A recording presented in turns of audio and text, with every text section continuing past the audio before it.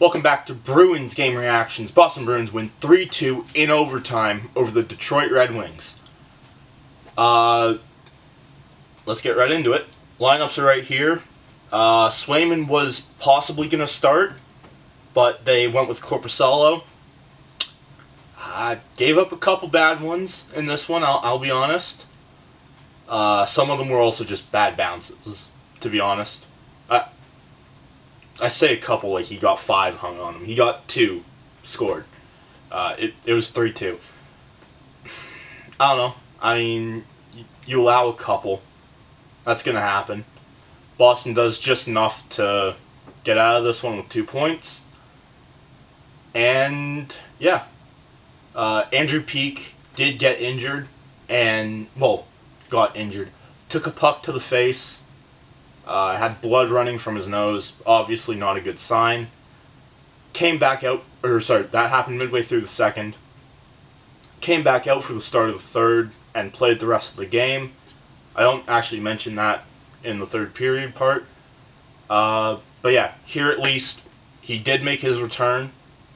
Hopefully it wasn't I need to power through and then get the report, oh yeah, not only did his nose break, he's got a broken jaw, he'll be out 4 to 6. Yeah, I mean, I'm hoping that he's able to stay in this lineup. Like I said, I haven't liked his play, but I don't know. I mean, you need a warm body to play, and he's a warm body, so I'm not going to question it. And, yeah, I mean, I guess we'll get right into it with the third period. With the first period. Sorry. I'm a little amped up after that one. Here I am with the first period reaction video. First period kicks off. Pretty back and forth for the first 8 minutes, give or take. Actually, kind of back and forth throughout the whole first period. Detroit gets the scoring kicked off. About 12 minutes left in the frame. Lucas Raymond on a bad clearing attempt from Mason Lohrei and Morgan Geekie. Both could not get the puck out of the zone. Mason Lohrei almost got it cleared, got picked off, and puck remained in the zone. Puck came down to Edvinsson. Edvinsson? I think it's Edvinsson. Takes a shot, bounces the puck off of a Bruins skate in a shot attempt. Deflects to Lucas Raymond, who then takes a shot, deflects it off of Mason Lohrei's skate, and then off of Korpisalo's left pad, and puck rolls up on him, gets up into the net, and it's 1-0 Detroit.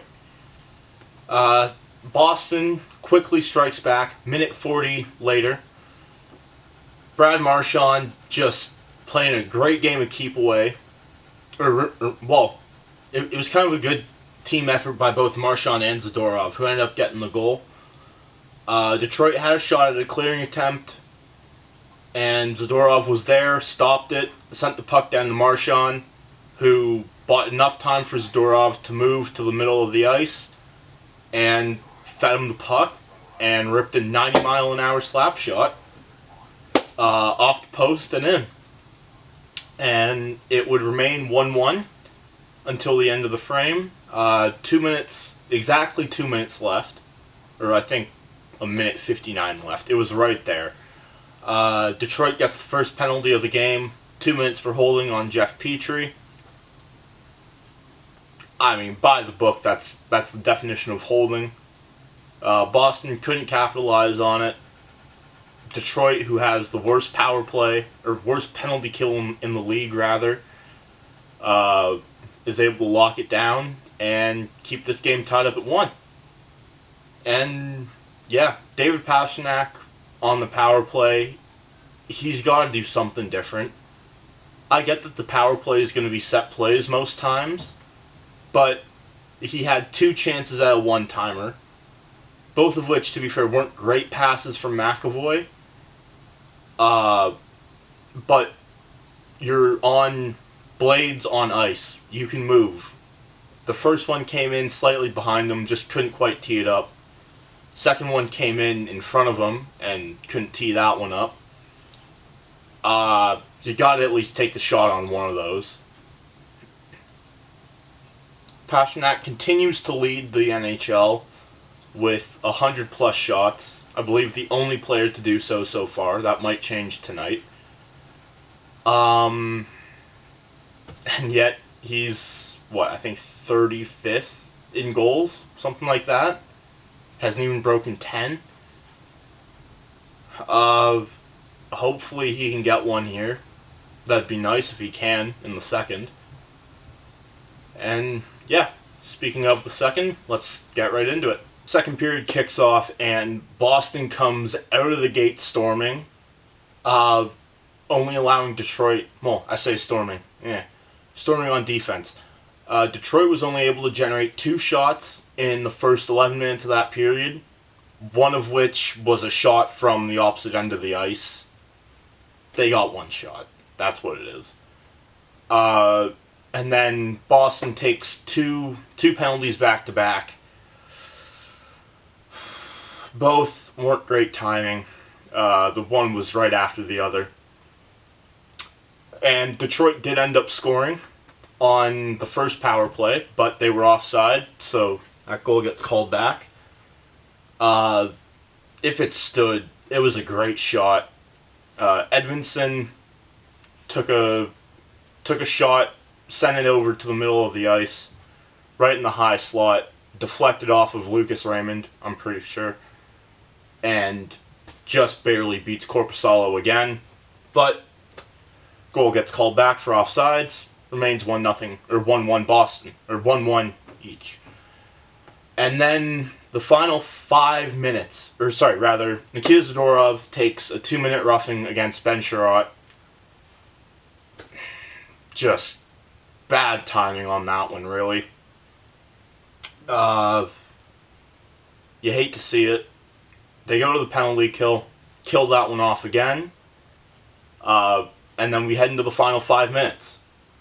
And in that little 5-minute stretch, Detroit kind of took over.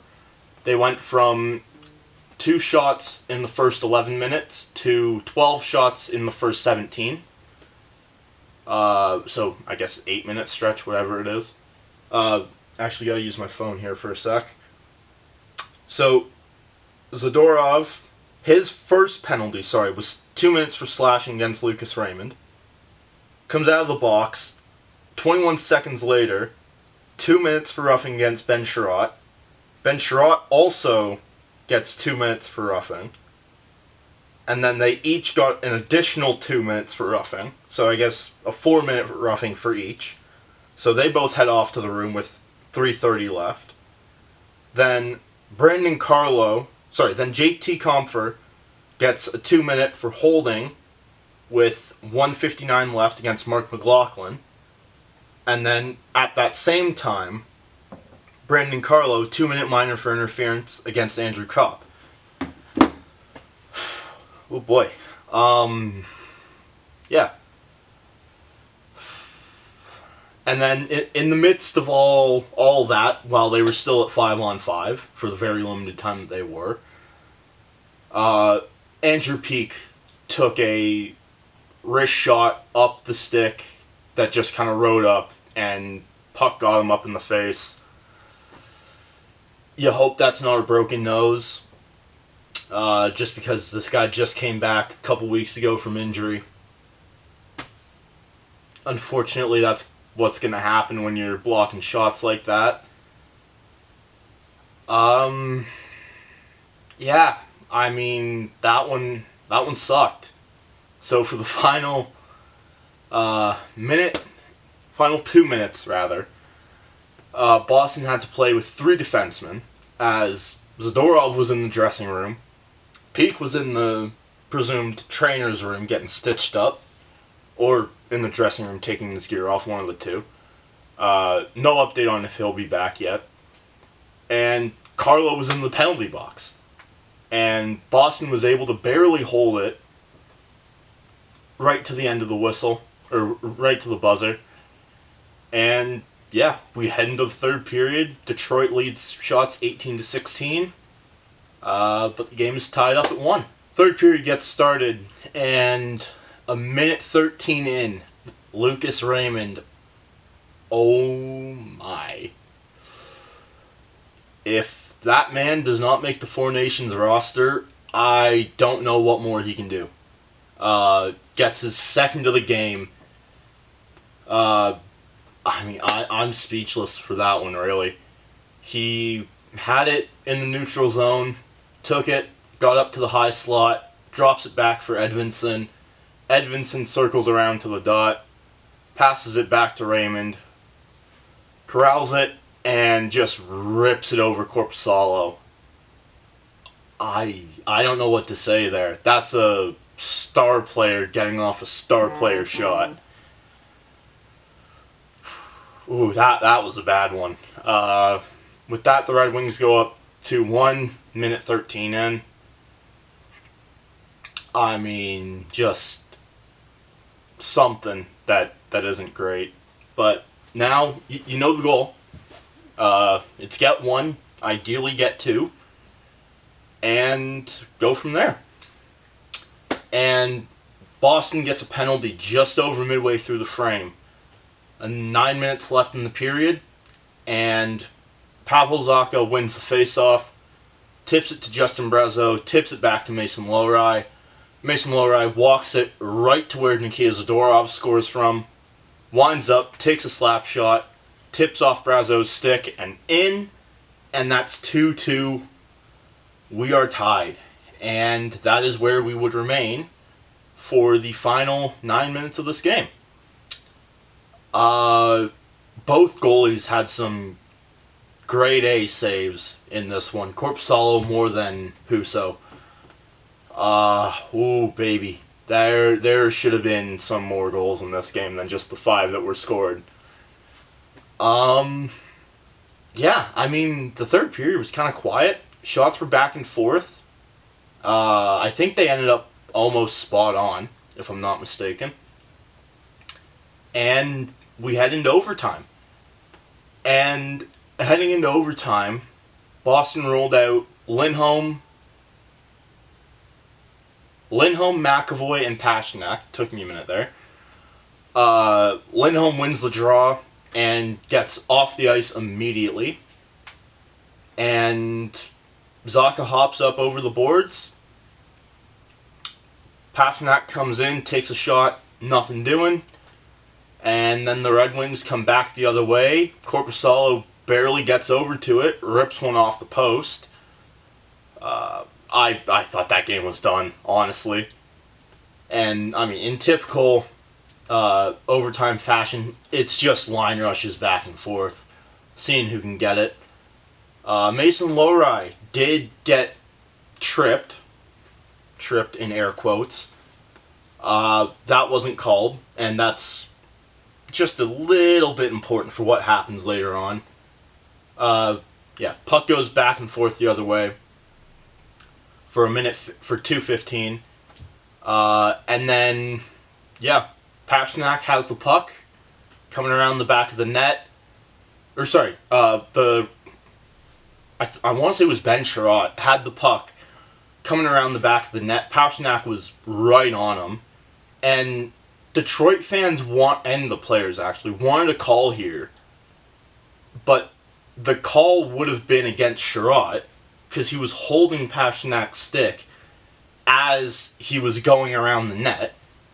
Now, to his defense, the puck comes off Sherratt's stick and squirts out to squirts out to Zacha. I don't know. I mean, should there have been a call? Yes. That kind of makes up for the Lohrei incident. I mean, Pastrnak did have his stick around Sherratt's body. Sherratt was also holding Pasternak's stick to his body, so not much you can do there. And, Lindholm to Pastrnak in the slot, passes it right back to, not Lindholm, Zacha. I got Lindholm on my mind today. He didn't have a great game. Puck squirts out to Pavalanche, sends it over to Pastrnak in the high slot. Pastrnak sends it right back. And at this point, you got Ville Husso going left, right, left. Can't get back over to the left. Oh my. Pavalanche rips it home. And the Bruins barely get out of there with 2 points. That one, that didn't feel like Pasternak's goal. It maybe should have been. He did a lot of good stuff on that shift. Obviously took the puck away. Or rather, forced a turnover. Got the primary assist. Not much more you can ask from him. They mentioned on the broadcast with ESPN, I really like this, how they go down to the benches just at the start of each period and do a little interview with a player or a coach. They interviewed Pastrnak. He said, I was told to shoot more, obviously with one shot at that point. I think he got 2 or 3 in this one. He said, that's not good enough, and I need to start getting off better shots. And I don't think he could have said more truth than what he did. Boy, is he struggling. And it's painful to watch. Because he arguably could have had 2 or 3 on his own tonight. Like I said, arguably should have had that overtime one included.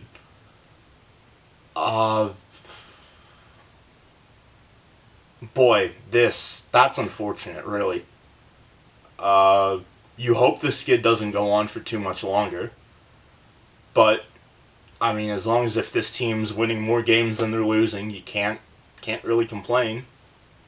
I mean, you want to, because he leads the league in shots. I'm pretty sure he's still the only one over 100 shots, because all the people within 100, or within reach of 100 had early games today. I don't know. I mean, keep shooting. It's going to go in eventually. I think he's got like a career 15 shooting percentage, I want to say.